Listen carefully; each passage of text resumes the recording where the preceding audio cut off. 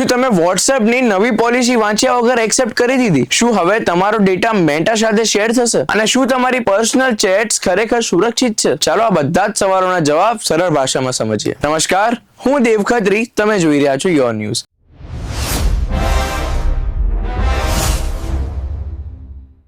WhatsApp પોતાની privacy પોલિસીમાં કેટલાક મહત્વપૂર્ણ ફેરફાર કર્યા છે, જેમાં ડેટા શેરિંગ, બિઝનેસ એકાઉન્ટ્સ અને AI ફીચર સંબંધિત અપડેટ શામેલ છે. સૌથી પહેલા સૌથી મહત્વની વાત, પર્સનલ ચેટ્સ અને કોલ હજુ પણ એન્ડ ટુ એન્ડ એન્ક્રિપ્ટેડ રહેશે, એટલે તમારા પ્રાઇવેટ મેસેજીસ કોઈ થર્ડ પાર્ટી વાંચી શકશે નહીં. પરંતુ જો તમે WhatsApp પર કોઈ બિઝનેસ એકાઉન્ટ સાથે વાત કરો છો તો તે કન્વર્ઝેશન કંપની પોતાના સર્વર પર સ્ટોર અને મેનેજ કરી શકે છે.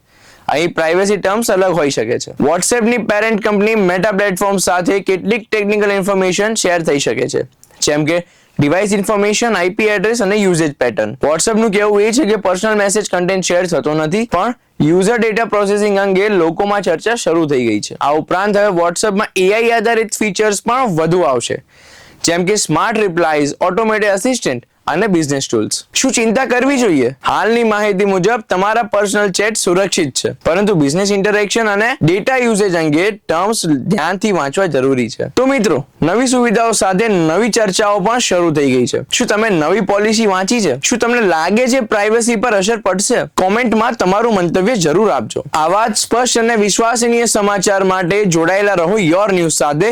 હું દેવ ખત્રી. ધન્યવાદ.